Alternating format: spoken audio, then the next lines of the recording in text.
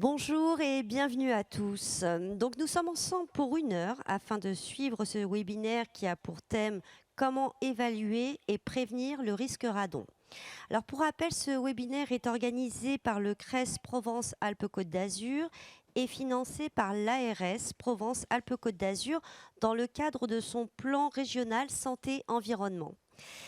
Alors aujourd'hui, je suis en présence d'Éric Pourtin. Éric est directeur adjoint responsable du pôle risque technologique du Centre d'information pour la prévention des risques majeurs, le CIPRE. Bonjour. Bonjour Éric, que vous nous présenterez tout à l'heure. Et nous sommes également en duplex avec Dimitri Galinier, qui est ingénieur d'études sanitaires de l'Agence régionale de santé Provence-Alpes-Côte d'Azur. Dimitri, vous nous entendez ? Oui, je vous entends bien. Bonjour Bonjour à tous. Dimitri. Alors, je commence avec vous Dimitri. Est-ce que vous pouvez rapidement nous présenter les objectifs de ce webinaire ? Oui, donc du coup, vous m'avez demandé d'intervenir sur le sujet du radon. Du radon. Le webinaire, il va être destiné principalement aux collectivités territoriales. Donc le but, ça va être de ma présentation, de traiter du sujet à travers un prisme assez large. Donc aujourd'hui, le but, ça va être de comprendre l'origine du radon, les risques sanitaires qui en découlent de cette exposition au radon. Ensuite, on enchaînera par les logements, l'habitation et le radon, avec des notions de remédiation. Et puis enfin, on finira par un point réglementaire. Très bien. Bon, un beau programme en perspective. Alors, simplement vous dire qu'à la fin des interventions, on aura un petit temps d'échange, enfin un temps de 20 minutes, ce qui n'est pas si mal, pour répondre à vos questions. Et d'ailleurs, on prendra le temps qu'il nous faudra pour répondre à toutes vos questions. Vous pouvez les poser par écrit pendant l'intervention grâce à la messagerie instantanée de l'onglet conversation. Un petit mot pratico-pratique. Ce webinaire, vous savez, est diffusé en direct. Il est également enregistré. Il sera disponible prochainement sur le site du CRES. Donc, simplement pensez bien à désactiver vos caméras et vos micros pour éviter tout risque de larcène, de bruit parasite. Voilà. Eh bien, écoutez, Dimitri, nous vous écoutons. Alors, je pars de la présentation. Hop. Est-ce que vous voyez bien la présentation sur plein écran? Tout à fait. Ok, bon, mais c'est parti. Hop. Alors, par contre, ça ne passe pas. Ah, là, ok. Donc moi, c'est Dimitri Galinier. Donc, je suis ingénieur d'études sanitaires, comme vous l'avez dit, à l'ARS dans les Hautes-Alpes. Je suis responsable de l'unité espace clos et environnement extérieur, dans lequel on traite la problématique du radon.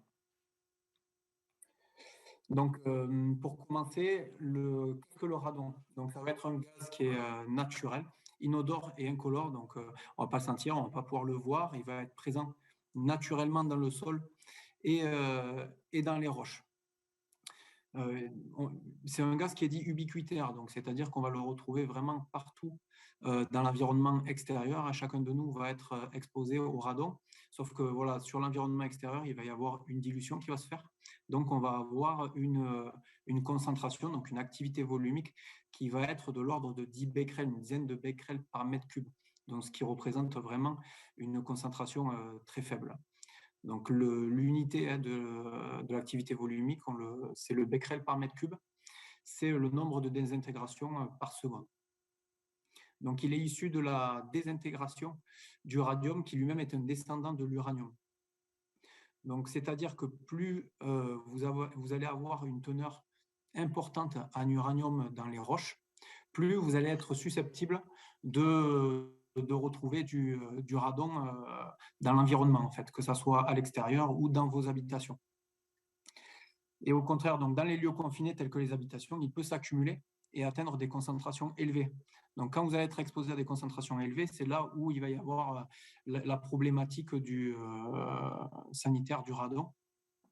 Donc, il va pouvoir on va le retrouver confiné donc, dans les habitations, mais aussi voilà, dans les grottes, dans les mines, ça peut être on va pouvoir le retrouver à ce niveau-là. Donc, le radon en France est en PACA.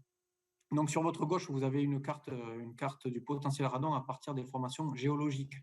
Donc, comme je vous l'ai dit, plus vous allez avoir des formations géologiques où il va y avoir une teneur en uranium importante, plus vous allez être exposé au radon. Donc, ces formations géologiques dans lesquelles on retrouve cette teneur importante en uranium, on va avoir les massifs granitiques, donc le massif armoricain. Donc, ça va être tout ce qui va être la Bretagne, le massif central, la Guyane française aussi, qui va avoir un socle qui va être granitique. Vous allez avoir toutes ces roches métamorphiques aussi, hein, les micaschistes, les gneiss, qu'on va retrouver dans le sud de la France, notamment dans le Var. Et enfin, les formations volcaniques, donc Massif central, et puis territoire d'outre-mer, Polynésie française et Mayotte. Donc au niveau de PACA, donc là vous avez sur la droite, vous avez la carte du potentiel radon à l'échelle communale. Donc au niveau de PACA, donc l'arrêté, là j'ai pas mis la référence, mais l'arrêté du 27 juin 2018 portant délimitation des zones à potentiel du radon sur le territoire français. C'est à l'échelle communale, donc c'est pour cibler et prioriser en fait les actions et les territoires. Donc sur la région PACA, donc oui, donc du coup ce potentiel il est sur trois potentiels. Donc le zone 1 qui va être faible potentiel radon, la zone 2 faible potentiel radon mais avec des facteurs aggravants. En fait, les facteurs aggravants, ça va être tout ce qui va être fracture, faille, qui vont faciliter le transfert du radon donc au niveau de l'environnement extérieur. Vous allez avoir aussi comme facteur aggravant, évidemment, le fait d'avoir l'affleurement des roches, donc les roches qui vont arriver à l'extérieur et donc forcément où il va y avoir du radon qui va s'échapper directement. Et enfin, les zones 3 qui sont des zones à potentiel donc, significatif. Donc c'est sur ces zones 3 où la réglementation aujourd'hui demande en fait des actions particulières. Donc en PACA, on va avoir les Hautes-Alpes qui vont être concernées par ces zones 3. À moindre mesure, on va avoir le 0,4. Ensuite, on va avoir les Alpes-Maritimes sur la partie nord et ouest. Et enfin, le département qui va être le plus concerné en nombre de communes, ça va être le département du Var. Il me semble qu'il y a une centaine de communes qui sont en potentiel significatif. En fait, tout simplement, cette zone littorale là, du Var, ça va être un affleurement de roches métamorphiques.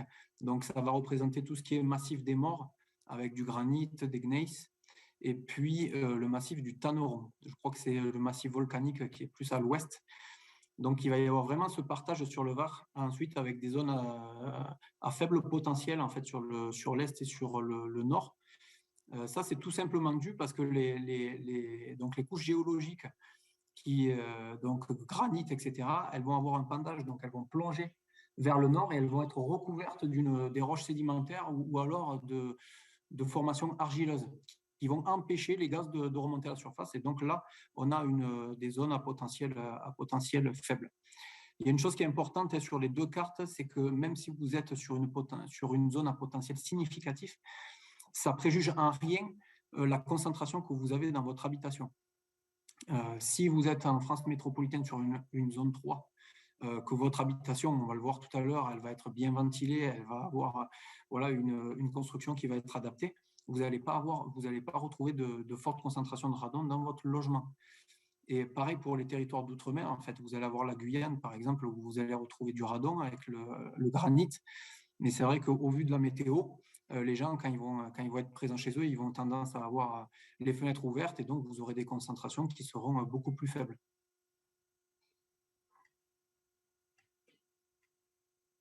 Donc pourquoi aujourd'hui on parle du radon? Tout simplement parce qu'il y a des risques sanitaires qui en découlent. Donc c'est un gaz en 1987 qui a été classé cancérogène pulmonaire avéré. C'est la deuxième cause du cancer de poumon en France derrière le tabac. Donc les études épidémiologiques, elles estiment environ à la part de 10% des cancers du poumon qui sont attribuables au radon, donc ça équivaut à 4000 cancers. Et de même, il y a 10% des décès annuels par cancer du poumon qui sont attribuables au radon, ça représente 3000 décès annuels. Il y a un risque accru chez les fumeurs, donc avec un effet synergique. Là encore, si on fait une proportion, en fait, dans les 3000 décès, on estime qu'il y a 75% des décès qui sont avec c'est des fumeurs, en fait, hein. Et ensuite, vous allez avoir 20%, ça va être des anciens fumeurs dans les 3000 décès, et 5% qui seront des personnes non fumeuses. Et ensuite, donc, il y a un risque qui est proportionnel à l'exposition, enfin, le risque est proportionnel à l'exposition cumulée au radon. Plus vous allez être exposé à des doses importantes, plus vous allez avoir un risque de développer un cancer. Les études épidémiologiques, là encore, elles estiment à peu près à 16% l'augmentation du risque par tranche de 100 becquerels par mètre cube.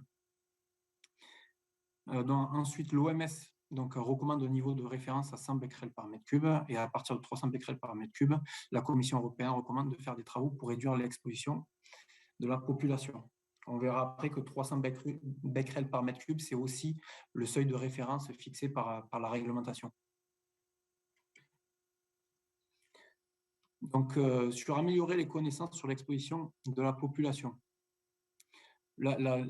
Faire une mesure de radon, c'est le seul moyen de savoir s'il y a du radon dans un bâtiment. En fait, c'est vraiment le seul juge de paix. Vous ne pouvez pas estimer, vous ne pouvez pas savoir si vous êtes en présence de radon si vous n'avez pas une mesure. Donc là, je ne l'ai pas mis dans la diapo. Vous allez avoir 3 mesures possibles. Donc, vous allez avoir la mesure ponctuelle, donc pour connaître la concentration en radon à l'instant T. Vous allez avoir une mesure continue. Si vous mesurez en continu le taux du radon dans votre logement, en fait, il va être extrêmement variable en fonction du mode d'occupation et en fonction aussi de la météorologie. Et puis enfin, il va y avoir la mesure, une mesure moyenne, en fait, hein. Ça va être une mesure qui va permettre de vraiment comprendre qui va faire foi donc dans l'exposition chronique de l'exposition à laquelle vous êtes soumise. Donc, cette mesure, elle est expliquée en fait sur le protocole de l'ISO, c'est une norme ISO, c'est ISO 11665. Donc, elle demande que ça soit fait sur 2 mois consécutifs, donc 1 mois durant la période de chauffe, et entre septembre et avril. Donc ça, c'est la mesure qui est utilisée par les bureaux d'études agréés. Donc, d'où provient le radon? Les voies de pénétration et de diffusion du radon dans l'habitat sont multiples. Alors en effet, comme je vous ai dit, ça va dépendre de la géologie. Si vous habitez en Bretagne, sur un massif granitique, que vous allez avoir un soubassement, que votre rez-de-chaussée il est sur un niveau inférieur, un niveau enterré, que vous allez avoir une maison avec un matériau de construction, ça va être du granit, vous allez avoir beaucoup plus de chances de retrouver du radon dans votre logement. Ensuite, on va retrouver le radon, en fait, le transfert, il va se faire là où va passer l'air, tout simplement. Si vous avez une dalle qui va être fissurée, si vous avez des gaines techniques aussi qui passent et qui sont pas étanchéifiées, donc là, vous allez retrouver du radon à l'intérieur. Donc, pareil, le niveau d'isolation et l'aération et ventilation. Si vous avez une maison qui va être extrêmement bien isolée, mais très mal ventilée, là, vous allez avoir un confinement du radon et des concentrations, une activité volumique qui va augmenter.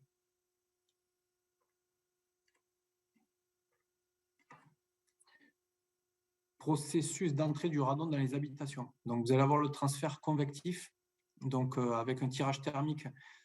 Si vous avez un mode de chauffage, il va y avoir des modes de chauffage qui vont engendrer un fort tirage thermique, hein, et du coup qui vont faire une dépression dans votre logement. Si vous n'avez pas de ventilation qui permet d'équilibrer, donc en fait cette dépression, elle va créer vraiment un appel d'air et du coup un transfert du radon dans votre habitation.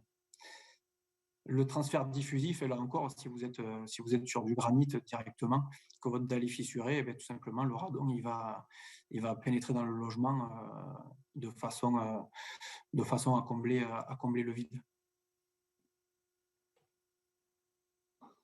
Donc la remédiation, donc quand on a un logement, pour pallier justement à cette concentration, il va y avoir vraiment 2 principes. Le premier, ça va être d'éviter que le radon rentre dans l'habitation. Ça, c'est le premier élément. Et le deuxième, ça va être tout simplement de ventiler et donc d'évacuer le radon de votre logement. Donc là, les 3 solutions techniques qui apparaissent quasiment toujours, ça va être une bonne ventilation, hein, améliorer le renouvellement d'air et diminuer la dépression par la ventilation et l'aération. Faire une étanchéité au radon au niveau de l'interface du bâtiment et du sol. On va le voir dans la diapositive suivante. Certaines mesures qui peuvent faire une bonne étanchéité. Et ensuite, le traitement du soubassement. Donc, si vous êtes sur un vide sanitaire, c'est de bien ventiler le vide sanitaire avant que le radon, finalement, puisse intégrer votre logement. Donc ça, c'est des solutions qui ne s'additionnent pas, mais qui peuvent se compléter. Donc, en effet, si vous pouvez faire 2 solutions, voire les 3, ça améliore le traitement du radon. Donc, ce qu'il faut savoir quand même, c'est que quand on met des mesures correctives sur un logement ou sur un bâtiment, c'est vraiment du cas par cas. Là, ce que je vous dis aujourd'hui, c'est des principes, mais chaque bâtiment va avoir sa spécificité et sa pathologie à traiter. Donc, quelques exemples de remédiation. La ventilation avec une VMC. Donc là, on est même sur le sujet de la qualité de l'air intérieur, hein, tout simplement, hein, parce que vous allez traiter le radon, mais vous allez traiter aussi les autres polluants, puisqu'il faut savoir que l'air extérieur, il est 8 fois moins pollué en moyenne que l'air intérieur. Donc le principe d'une VMC, c'est une extraction d'air dans les pièces humides. Donc voilà, cuisine, salle de bain, toilette, donc l'air vicié est extrait de l'habitation, et puis vous avez des entrées d'air dans les pièces sèches. Donc voilà, c'est typiquement les réglettes que vous avez au-dessus des fenêtres. Bien vérifier que vous ayez les entrées d'air, parce que si vous avez une VMC qui extrait votre air, mais qui n'a pas d'entrée d'air, vous allez créer une dépression, et là, finalement, ça va être pire, puisque vous allez créer cette dépression, elle va faire monter, au même titre que le tirage thermique, elle va faire monter le radon, enfin l'air et le radon, du coup, qui va venir dans votre logement. Ensuite, donc l'étanchéité de l'interface habitation et vide sanitaire, comme on a vu. Il y a plusieurs méthodes. Là, vous avez donc la géomembrane, donc vous pouvez mettre un paradon, ce qu'on appelle un paradon. C'est plus facile à mettre en place quand on est sur une construction. C'est possible aussi de le faire quand c'est des habitations en place sur le vide sanitaire, etc. Mais c'est plus compliqué. Donc, faire une étanchéité aussi de tout ce qui va être passage de tuyauterie, les gaines techniques, etc. Les portes. Et puis enfin, la ventilation du vide sanitaire. Donc là, il y a plusieurs méthodes simples. C'est de faire des réservations dans le vide sanitaire pour faire une ventilation naturelle, ou alors faire une ventilation mécanique directement dans le vide sanitaire.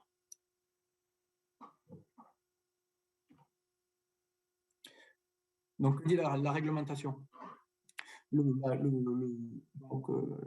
En premier lieu, ça va être le code de la santé publique, parce que si vous êtes une collectivité territoriale, en termes de réglementation, vous allez être confronté à plusieurs codes, donc le code de la santé publique, le code du travail et le code de l'environnement, qu'on va voir en suivant. Donc le niveau de référence et le zonage. Donc le zonage, on en a parlé avec l'arrêté du 27 juin 2018, et le niveau de référence, donc le code de la santé publique, il fixe un niveau de référence de l'activité volumique moyenne en radon de 300 becquerels par mètre cube pour les immeubles bâtis. Ensuite, vous avez l'arrêté du 26 février 2019 relatif aux modalités de gestion du radon dans les ERP. En fait, dans certains ERP, vous avez l'obligation de surveiller si vous êtes dans une zone à potentiel significatif, dans une zone 3, et dans les zones 1 et 2, si vous avez eu des résultats qui dépassent le seuil de référence de 300 becquerels par mètre cube. Donc, cette obligation de surveillance, elle intervient dans les ERP suivants. Les établissements d'enseignement jusqu'au lycée, les établissements d'accueil collectif d'enfants de moins de 6 ans, donc ça va être tout ce qui va être crèche, maternelle, établissements sanitaires, sociaux, médico-sociaux avec capacité d'hébergement, établissements thermaux, établissements pénitentiaires. Cette surveillance, elle est obligatoirement réalisée par des organismes agréés par l'ASN, l'Autorité de sûreté nucléaire. Donc tous les organismes, les bureaux d'études qui sont agréés, vous retrouverez la liste sur le site internet de l'ASN.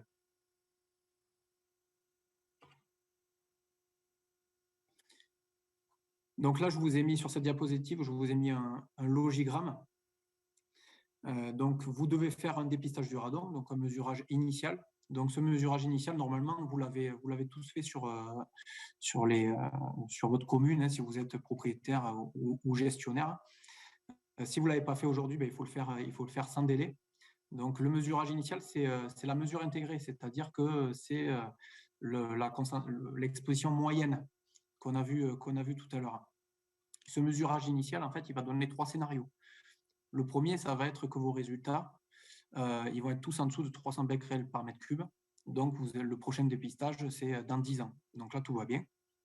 Le second scénario, ça va être que le mesurage initial, il donne une ou plusieurs valeurs dans des zones homogènes de entre 300 et 1000 becquerels par mètre cube. Donc là, vous dépassez le seuil de référence. Donc, il y a une obligation à mettre en place des mesures correctives simples. Donc, on estime que des travaux simples, et souvent les plus efficaces pour traiter le radon, vont être suffisants pour atteindre l'objectif de la valeur seuil. Dès que vous avez fait les travaux, vous remettez en place un contrôle d'efficacité, donc un mesurage fait là encore par un organisme agréé.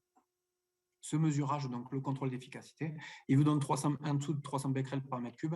Là encore, rendez-vous dans 10 ans pour le prochain dépistage. Si dans l'inverse, suite aux mesures correctives, vous êtes toujours au-dessus de 300 becquerels par mètre cube, alors là, vous devez mettre en place une expertise. Donc, ça va être des mesures complémentaires faites par un bureau d'études compétent qui va, lui, cibler en fait les travaux, qui va, suite à des mesures, par exemple, complémentaires, donc ça peut être, comme on a vu tout à l'heure, des mesures ponctuelles ou des mesures en continu, établir quelles sont les entrées précises du radon dans le bâtiment et proposer un planning et des travaux. Et à la suite de ça, il y a encore un contrôle d'efficacité qui vous permet de voir si vous êtes toujours au-dessus de 300 ou si vous êtes en dessous du seuil de référence. Et le troisième scénario possible, donc à droite avec la flèche orange, c'est que dès le mesurage initial, en fait, on s'aperçoit que vous avez une activité volumique qui est au-dessus de 1000 becquerels par mètre cube. Là, en fait, on vous demande directement une expertise par des professionnels du bâtiment et du radon, parce que si on considère tout simplement qu'au vu de la concentration, des actions correctives simples ne seront pas suffisantes. Et donc, pour mettre en place toutes ces mesures, donc contrôle, mesures correctives, vous avez un délai de 36 mois.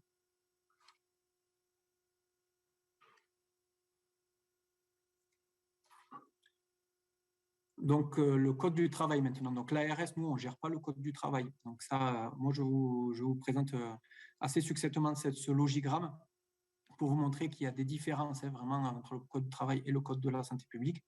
Et en tant que collectivité, vous serez confronté aux deux codes. Donc, il y a une évaluation des risques à faire pour le code du travail. Il n'y a pas de zone, en fait, 1 ou 2 ou 3, c'est-à-dire que partout où vous êtes en France, vous êtes employeur, vous devez de faire une analyse des risques, donc une analyse dans un premier temps documentaire. Vous êtes une collectivité, vous êtes employeur, vous avez des locaux qui sont au rez-de-chaussée dans une commune à potentiel numéro 3. Vous pouvez facilement estimer qu'il y a un risque de dépassement du niveau de référence dans vos locaux. Donc, à partir de là, vous mettez en place un mesurage. Ce mesurage, à l'inverse du code de la santé publique, en fait, ça peut être un auto-mesurage. Donc, vous pouvez mettre en place vous-même des dosimètres sur le même protocole que la mesure intégrée qu'on a parlé tout à l'heure, donc sur 2 mois en période de chauffe. Ce mesurage, si vous êtes en dessous des 300 becquerels par mètre cube qui reste le seuil de référence, c'est la fin du processus, donc tout va bien. Si vous êtes au-dessus, là encore, il faut mettre en place des mesures de réduction des risques, donc ça revient aux mesures correctives dont on a parlé. Et ensuite, vous êtes amené à refaire un mesurage, donc un auto-mesurage. Vous pouvez faire aussi appel à des bureaux d'études. Vous pouvez faire appel aux bureaux d'études agréés, mais là, pour le coup, ils ne pourront pas utiliser leur agrément pour faire valoir le fait de faire cette mesure. Et si vous, suite aux mesures correctives, vous êtes toujours au-dessus de 300 becquerels par mètre cube, là, ça se complique parce qu'ensuite, vous avez une déclaration à faire à l'IRSN. Et puis ensuite, on va travailler sur les doses. Donc là, on va parler en millisieverts. Donc si vous êtes, il va y avoir un seuil, ça va être 6 millisieverts par an. Et si on voit que les employés sont soumis à plus de 6 millisieverts par an, il va falloir passer sur un dispositif de protection renforcée qui est extrêmement lourd, hein, avec la mise en place de zones radon. Et là-dessus, il faut se faire accompagner par un CRP, donc une personne compétente en radioprotection. Donc ça, c'est pour le code du travail.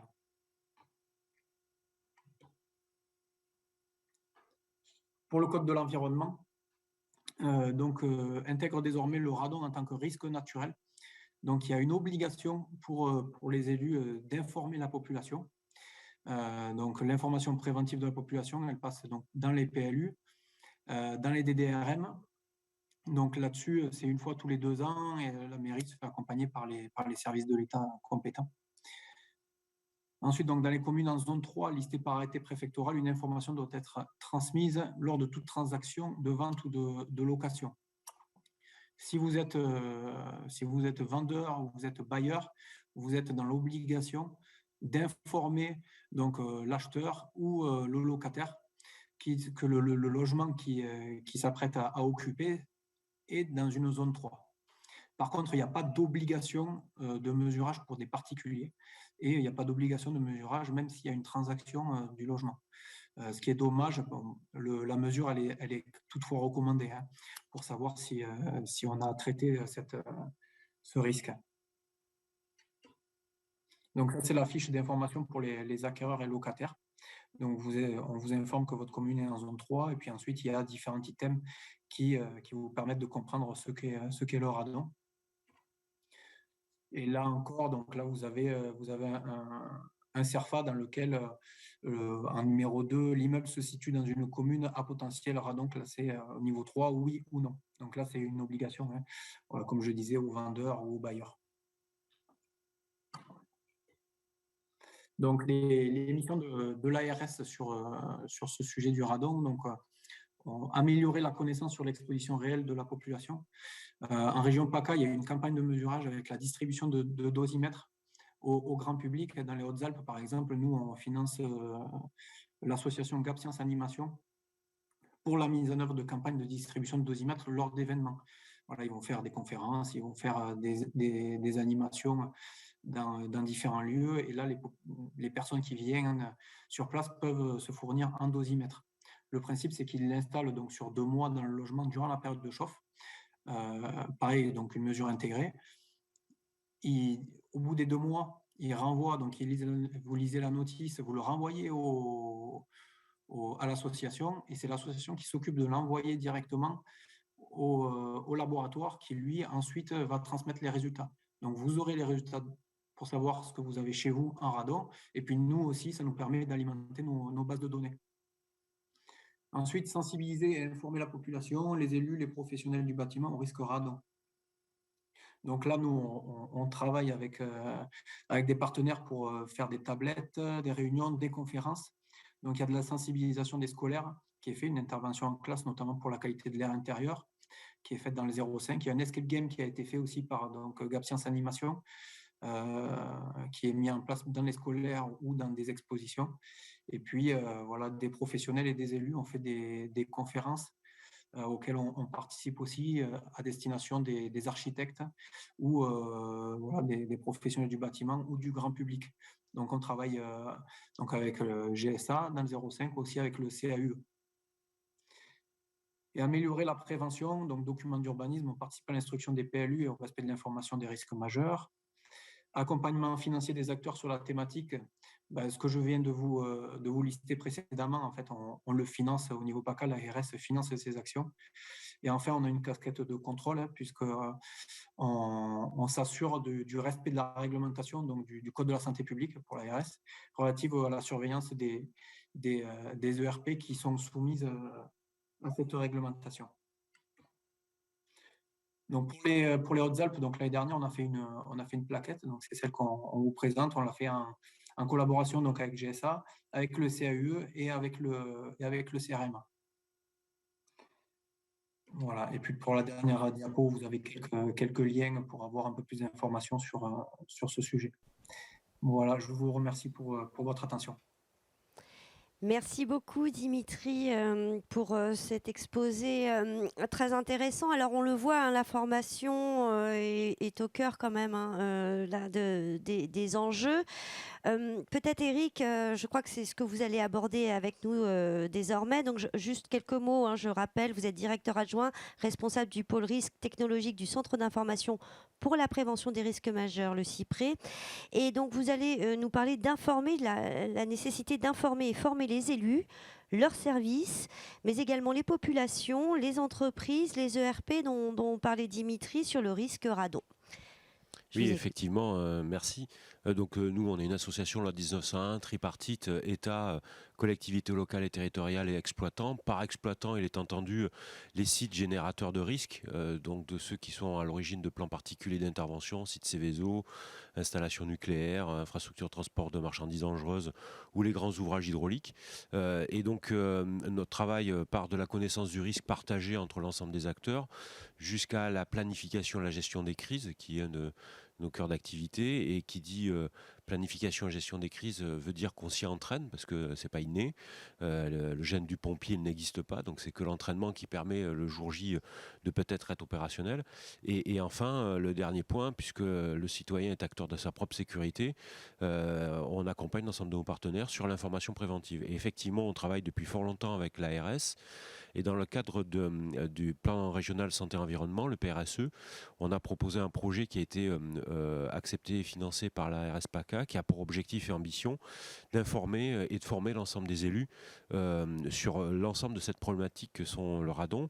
Alors Dimitri l'a très bien rappelé, pour le 05, il y a déjà un gros travail qui a été réalisé, mais l'idée est de l'étendre aux autres départements qui n'ont pas eu la chance d'avoir ce fort appui au travers d'une association locale qui a fait un très bon travail. Et donc l'objectif, c'est d'organiser à l'échelle de l'ensemble des territoires concernés, notamment les Alpes de Haute-Provence, les Alpes-Maritimes et le Var, un certain nombre de réunions, d'informations et surtout de formations sur cette thématique qui est le radon, pour que l'ensemble des communes puissent bien comprendre quelles sont leurs missions et les actions à mettre en place, parce qu'elles sont concernées à plusieurs titres. Elles sont concernées en tant qu'autorité communale, mais également en tant qu'employeur, en tant que propriétaire de biens. Et donc, à ce titre, ils sont concernés par l'ensemble des réglementations qui les impactent. La population, le grand public, hein, tout de suite, quand on parle de cancer, ça peut effrayer. Donc, l'objectif est de remettre le curseur là où il doit être, hein. Dimitri l'a parfaitement expliqué. C'est un risque, certes, il peut être connu et on peut mettre en place des mesures simples pour s'en protéger.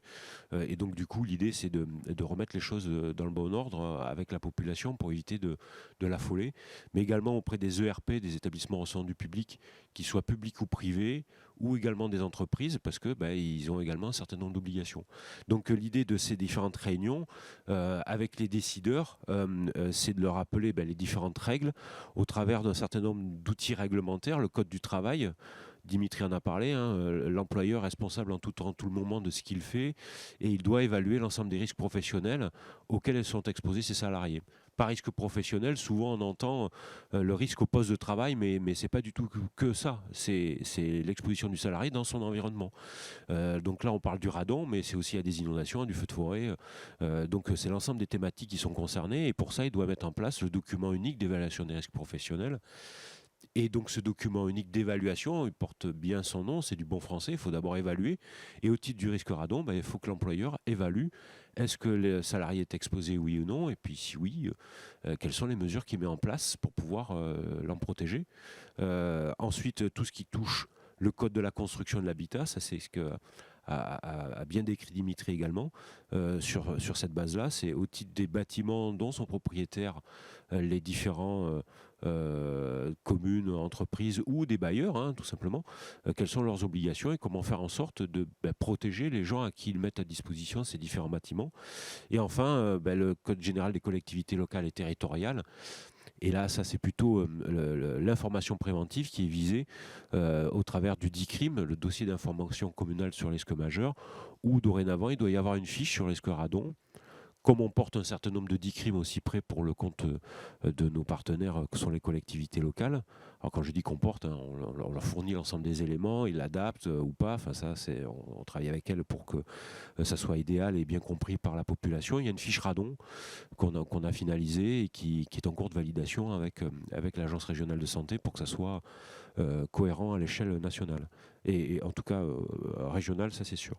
Donc on crée un certain nombre d'outils, deux outils qui vont être créés spécifiquement, un flyer dédié à l'information préventive, un petit peu comme ce qui a été fait sur le 05, mais de manière beaucoup plus large, puisque l'objectif est d'informer l'ensemble des acteurs et pas que des acteurs ciblés, et bien sûr la fiche d'ICRIM. Et puis on va travailler avec les notaires, puisque effectivement, dans le cadre de l'IAL, l'information acquéreur locataire, il n'y a pas une évaluation qui est demandée, un mesurage, mais juste au moment du transfert du bien, d'informer le nouveau propriétaire. Est-ce que la commune a un risque, oui ou non, et de quel niveau il est, 1, 2 ou 3. Et s'il est en 3, il doit être clairement spécifié, il est en 3, si c'est en 2 ou en 1. À la limite, c'est pas écrit dans l'IAL qu'on est en 1 ou en 2. Et donc, il doit y avoir une sensibilisation des notaires à cet acte-là, puisque bien souvent, il y a un peu des trous dans la raquette. Donc voilà la mission qui nous est confiée par l'ARS, qui va se dérouler cette année. Et on est en train de valider l'ensemble du contenu et surtout des plannings avec l'ARS. Et donc, on reviendra vers les collectivités locales et territoriales pour avoir une approche cohérente sur ce sujet. Très bien. Eh bien, écoutez, on arrive à la fin de ce webinaire. Nous vous souhaitons une très bonne après-midi et nous vous disons à bientôt pour un prochain webinaire. Merci Dimitri Galinier, merci Eric Merci à Courtin. vous. À très bientôt.